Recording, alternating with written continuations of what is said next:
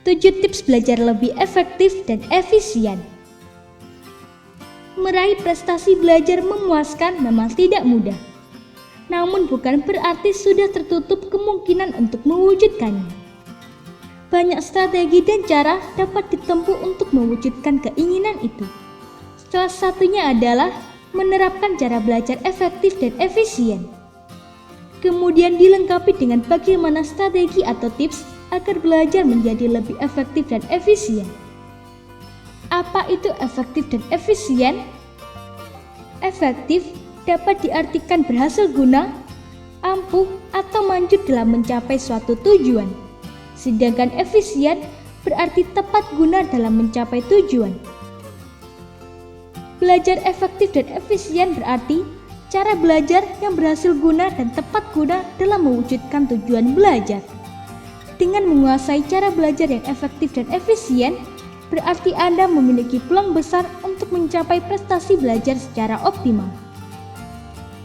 Berikut 7 tips agar belajar menjadi lebih efektif dan efisien. Disiplin diri. Kunci utama kesuksesan belajar seorang siswa terletak pada disiplin diri. Anda harus mampu mengelola diri sendiri agar disiplin dalam segala hal berkaitan dengan posisi Anda sebagai siswa. Disiplin belajar berlaku di sekolah maupun di rumah. Itu artinya Anda harus mematuhi segala aturan dan peraturan yang ada di sekolah. Sebagai siswa, Anda harus berpakaian rapi sesuai dengan aturan berpakaian di sekolah.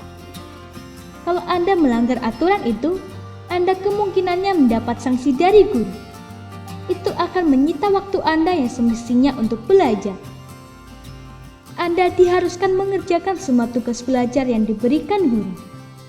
Apakah tugas di sekolah ataupun tugas berupa pekerjaan rumah atau PR.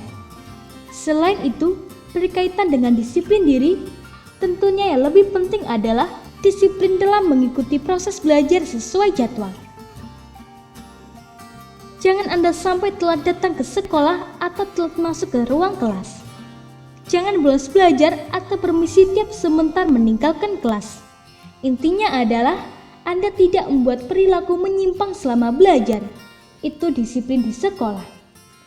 Di rumah juga perlu disiplin dalam belajar. Kapan Anda harus belajar, istirahat, atau bermain. Begitu pula disiplin beribadah. Semua aktivitas di rumah hendaknya sudah teragenda dengan baik. Konsentrasi penuh. Konsentrasi adalah pemusatan perhatian terhadap sesuatu. Dalam belajar, usahakan untuk menghindari hal-hal yang mengganggu fokus perhatian. Misalnya, memikirkan hal yang tidak berhubungan dengan materi pelajaran. Jika konsentrasi Anda mudah terganggu, berarti ada sesuatu yang kurang beres dengan kesehatan tubuh dan otak Anda. Ya, mungkin saja Anda kurang minum air putih sehingga Anda mengalami dehidrasi. Atau barangkali Anda terlalu lelah karena kurang istirahat. Yang dapat Anda usahakan adalah minum air putih yang cukup, mengkonsumsi makanan yang mengandung nutrisi seimbang. Selain itu, Anda perlu banyak makan buah dan sayur yang mengandung vitamin dan mineral. Sarapan pagi yang cukup menjadi alternatif untuk membuat pikiran mudah dipusatkan pada pelajaran.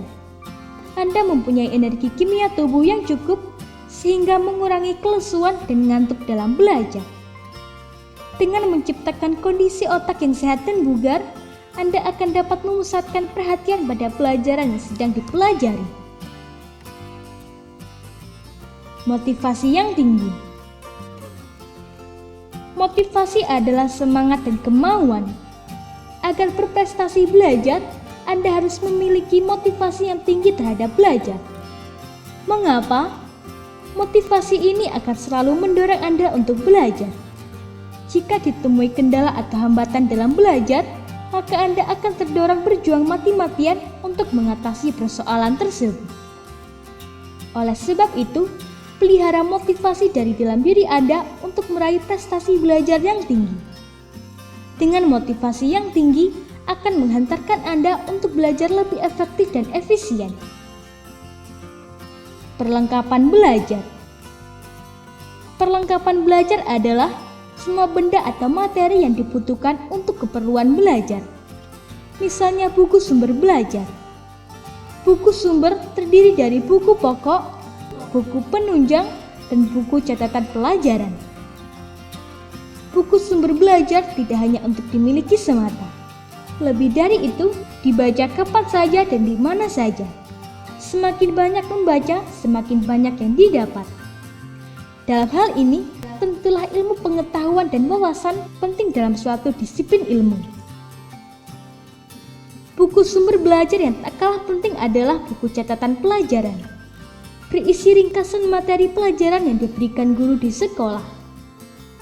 Buku catatan harus lengkap karena memang siswa tak pernah bolos belajar atau alpa. Tidak hanya lengkap, buku catatan pelajaran perlu ditata dengan rapi. Diberi sampul bergambar yang menarik. Kalau ada tulisan hiasan sampul, itu pun yang memacu semangat belajar. Kenapa perlu merapikan buku catatan? Siapa yang betah membuka dan membaca catatan yang amburadul? Tidak ada, bukan? Setiap orang suka pada kerapian sehingga indah dipandang mata, termasuk buku catatan. Berkelanjutan.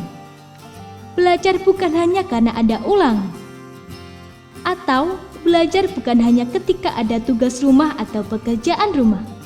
Belajar itu harus berkelanjutan. Tidak perlu dalam rentang waktu lama, yang penting usahakan untuk selalu membuka buku pelajaran. Prinsip belajar 3x1 lebih baik Anda terapkan ketimbang belajar pola 1x3. Belajar dalam rentang waktu 1 jam sebanyak 3 kali lebih efektif dan efisien. Sebaliknya, belajar hanya 1 kali dalam 3 jam akan membuat Anda jenuh. Sering belajar lebih baik hasilnya. Jangan biarkan pelajaran yang sudah dicatat hanya tinggal dalam buku. Namun sering dibaca ulang meskipun sebentar, supaya materi pelajaran yang sudah diberikan guru tidak mudah dilupakan. Belajar berkelompok. Belajar berkelompok. Belajar berkelompok sebenarnya sangat menguntungkan jika dilakukan dengan benar. Semakin banyak kepala, semakin banyak yang didapat. Ini juga berlaku saat belajar kelompok di rumah. Mungkin Anda mengalami masalah dalam mengerjakan suatu tugas atau PR. Namun teman lain boleh jadi sanggup mengerjakannya karena memang mereka memahaminya. Disinilah berlakunya prinsip berbagi ilmu dan saling bertukar pikiran dalam belajar. Dalam diskusi kelompok akan tertanam prinsip kerjasama dalam memecahkan persoalan yang dihadapi. Namun demikian, anggota kelompok tidak perlu terlalu banyak, cukup 3-4 orang. Kalau terlalu banyak, dikhawatirkan belajar kelompok akan berubah menjadi ajang ngobrol melantur kemana-mana. Tentu ada baiknya Anda sebagai tuan rumah meminta izin kepada orang tua untuk belajar kelompok di rumah orang tua Anda. Cara ini boleh jadi akan mendapat respon yang baik dari orang tua Anda. Jika orang tua Anda berkenan, boleh jadi beliau akan bersedia menyediakan makanan dan minuman ringan. Ini akan menambah semangat dan gairah peserta diskusi kelompok. Variasi suasana belajar. Anda jenuh belajar di tempat yang sama? Untuk mengganti suasana, tukarlah tempat belajar sehingga menciptakan suasana baru untuk belajar di rumah.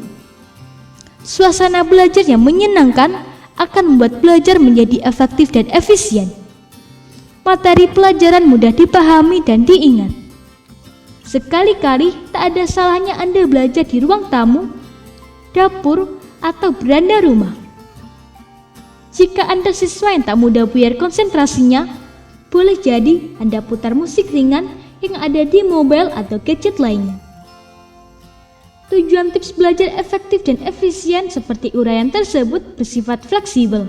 Artinya, dalam kondisi tertentu dapat Anda modifikasi menjadi hal yang lebih menyenangkan. Tentunya sesuai dengan kebiasaan Anda sehari-hari. Semoga informasi tersebut dapat bermanfaat. Jangan lupa untuk klik subscribe untuk mengetahui video terbaru dari kami.